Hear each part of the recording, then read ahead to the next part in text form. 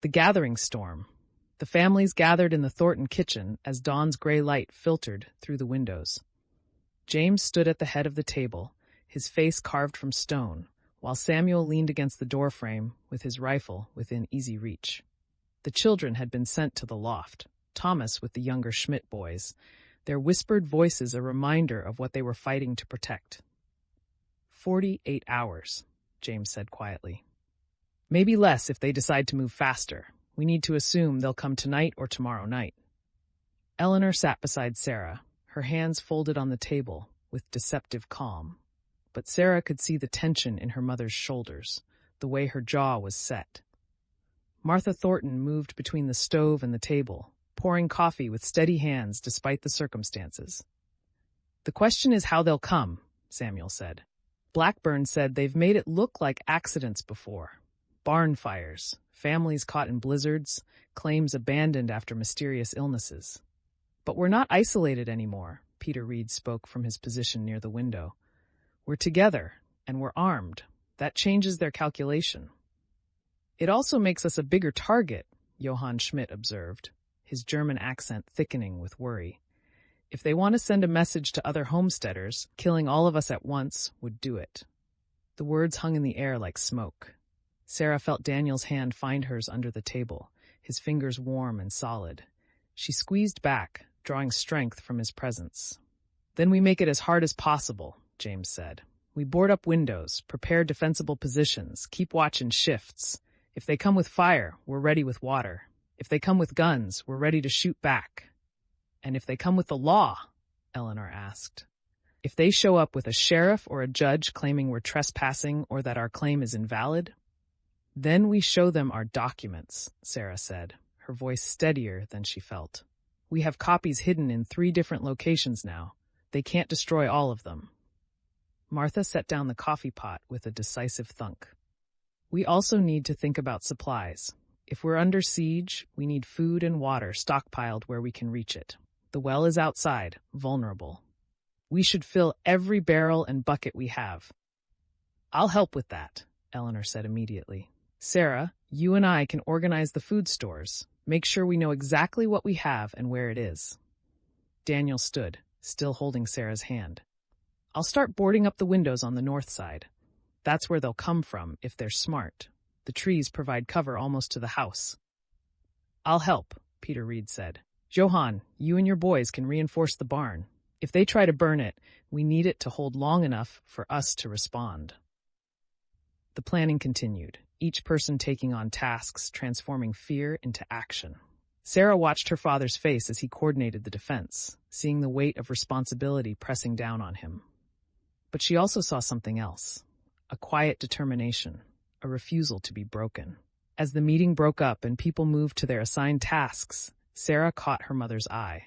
Eleanor gave her a small nod, a gesture that said more than words could.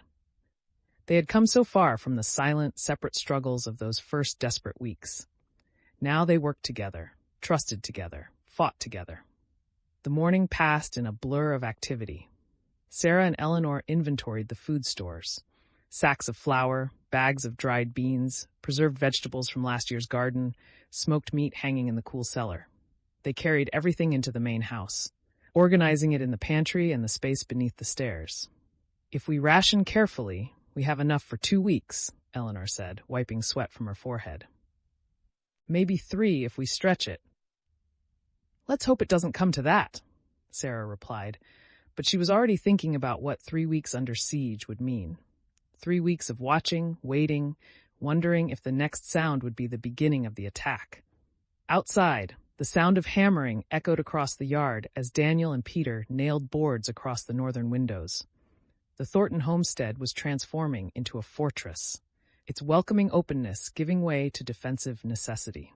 Thomas appeared at the top of the cellar stairs, his young face serious. "Mama, why are we covering the windows?" Eleanor straightened, and Sarah saw her mother's expression shift into something gentler, protective. "We're just being careful, sweetheart. There might be a storm coming." It wasn't entirely a lie. Sarah could feel something building in the air, a pressure that made her skin prickle. When she stepped outside to carry water from the well, she noticed the sky had taken on a strange quality, the blue leached away, replaced by a yellowish haze that turned the sunlight sickly. Martha noticed it too. She stood in the yard, shading her eyes as she studied the horizon. "Samuel," she called, "look at that sky." Samuel emerged from the barn, followed by Johann. They all stood together, watching the western horizon where dark clouds were building, rising like a wall against the strange yellow light. "That's not good," Samuel said quietly. "That's a bad storm coming, maybe a twister." James joined them, and Sarah saw his jaw tighten as he assessed the approaching weather. "How long do we have?" "Hard to say. Could be hours, could be less. Wind's picking up already." As if to confirm his words, a gust swept across the yard, carrying dust and the smell of distant rain. The horses in the corral shifted nervously, their ears flat against their skulls. "This changes things," James said. "If the consortium is planning to move tonight, this storm might delay them, or it might provide cover." "Either way, we need to prepare for both," Eleanor said, appearing at Sarah's side. "Storm and attack." The pace of preparation intensified. They brought the livestock into the barn and secured the doors. They filled every available container with water, barrels, buckets, pots, even the washing tubs. The well rope creaked with constant use as they hauled bucket after bucket, knowing that once the storm hit, the well might be inaccessible or contaminated. Sarah's arms ached from carrying water, but she didn't stop. Daniel worked beside her, their rhythms synchronized, neither needing to speak.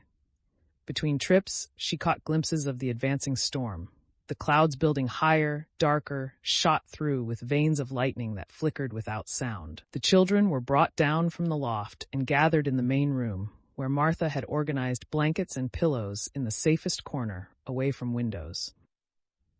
Thomas sat with the Schmidt boys, trying to be brave but unable to hide the fear in his eyes when thunder finally rumbled across the prairie, still distant but growing closer.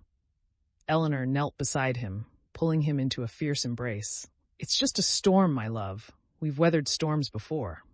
"But not like this," Thomas whispered. "Not with bad men coming too." Sarah's heart clenched. Her brother was too young to carry this burden of knowledge, too young to understand why their home had become a battlefield. But there was no protecting him from the truth. Not anymore. By early afternoon, the storm was close enough to feel in the bones. The temperature had dropped 20 degrees in an hour, and the wind came in violent gusts that rattled the boarded windows and tore at the roof shingles. The sky had turned the color of a bruise, purple-black and swollen with rain. "Everyone inside," Samuel ordered, his voice cutting through the wind. "Now!" They gathered in the main room, 3 families crowded into a space meant for one. Peter Reed and Johann Schmidt positioned themselves at opposite windows, rifles ready. Daniel stood near the door, his hand resting on the shotgun propped against the wall. James and Samuel conferred quietly near the fireplace, their faces grave. Sarah found herself standing between her parents, one hand holding her mother's, the other clutching the documentation she'd carefully sealed in oilcloth. If the storm took the house, if the consortium attacked in the chaos, these papers had to survive. The first drops of rain hit the roof like bullets, sporadic and heavy. Then the deluge came, a roar of water that drowned out all other sound. Lightning split the sky, turning the boarded windows into brief rectangles of brilliant white. Thunder followed immediately, shaking the house to its foundation. Thomas pressed against Eleanor, his small body trembling. The Schmidt boys huddled together, their mother's arms around them. Martha moved through the room with a lamp, checking that everyone was accounted for, that everyone was safe. Sarah watched the door, watched the windows, her nerves stretched taut.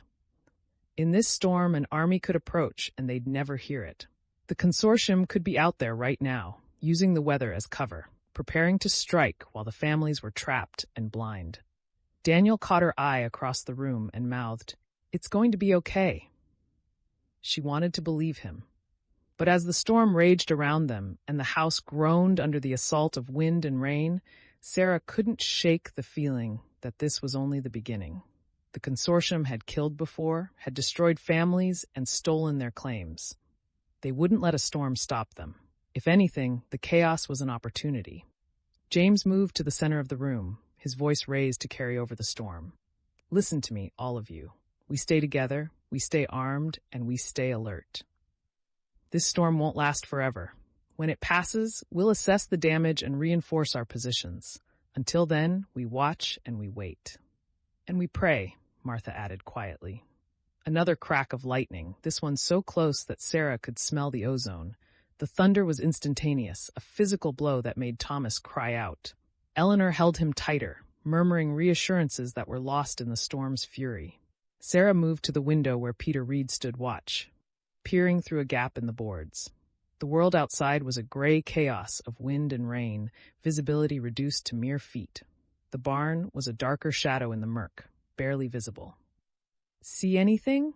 she asked. Peter shook his head. "Can't see a damn thing. Could be 100 men out there, and we'd never know until they were on top of us." It was the truth they were all thinking, but no one wanted to say aloud. They had prepared as best they could, had fortified their position and gathered their resources. But ultimately they were at the mercy of forces beyond their control.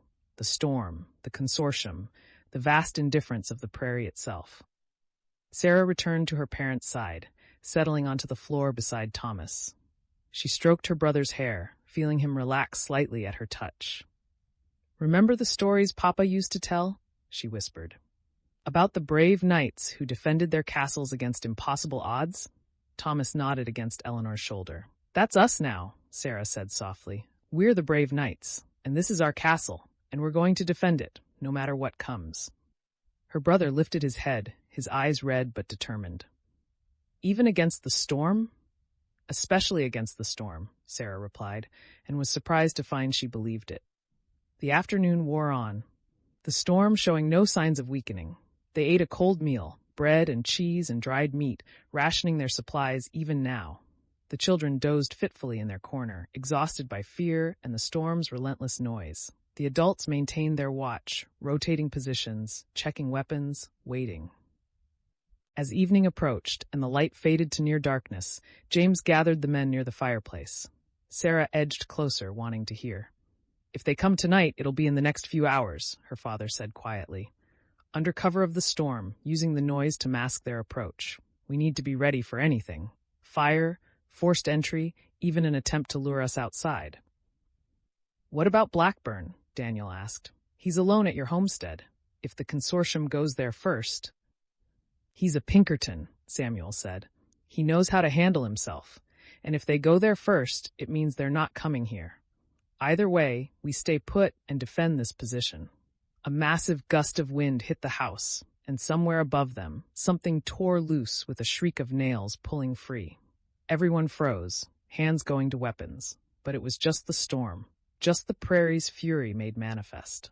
Sarah returned to the window, pressing her face close to the gap in the boards. The rain was lessening slightly, the intervals between lightning strikes growing longer. The storm was beginning to pass, which meant their window of relative safety was closing. When the consortium came, and she was certain now that they would come, there would be no more time for preparation, no more chances to get it right. Everything they'd done, every decision they'd made, would be tested in fire and blood. She felt Daniel's presence beside her before he spoke. "Sarah?" She turned to face him, seeing her own fear reflected in his eyes. But she also saw love there, and determination, and a promise that whatever happened, they would face it together. "I need you to know," he said quietly, his words meant only for her, "that whatever happens tonight, I don't regret any of it. Not coming here, not standing with your family, not falling in love with you." Sarah's throat tightened. "Daniel, let me finish." He took her hands, his grip strong and warm. "If something happens to me, I want you to promise you'll keep fighting. For your family, for the mine, for the future we talked about. Promise me." "Nothing's going to happen to you," Sarah said fiercely. "We're going to survive this, and we're going to build that future together. Promise me anyway." She looked into his eyes and saw that he needed this, needed to know that his sacrifice, if it came to that, would mean something. "I promise," she whispered, "but you have to promise me the same thing." Daniel smiled, a ghost of his usual warmth. "Deal." They stood together at the window as the storm began to break, watching the rain slacken and the darkness deepen. Somewhere out there, men were planning their destruction. Somewhere out there, Henry Blackburn kept his solitary vigil, the only thing standing between the consortium and an easy victory. And here, in this crowded house that smelled of wet wool and fear and determination, 3 families waited for the night to reveal its secrets. James's voice cut through the tension. Full dark in 30 minutes. Everyone to your positions. No one sleeps tonight. We watch, we listen, and we're ready. The families moved with quiet efficiency, each person knowing their role. Rifles were checked and loaded. The children were settled in the safest corner with strict instructions to stay quiet and stay down. Lamps were positioned to provide light without making them visible from outside. Sarah took her position near the eastern window, her father's old rifle heavy in her hands. Eleanor stood at the southern window, her shotgun loaded with both barrels. Martha had positioned herself near the children, armed with a pistol and a fierce maternal determination that was more dangerous than any weapon. The storm had passed, leaving behind a strange stillness that felt more ominous than the chaos that preceded it. Water dripped from the eaves with metronomic regularity.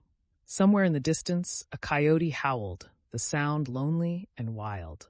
And then, cutting through the quiet like a knife, came the sound they'd been dreading, hoofbeats, multiple riders approaching from the north. James's voice was steady, calm, the voice of a man who'd found his courage in the face of the unthinkable. Everyone ready. This is it.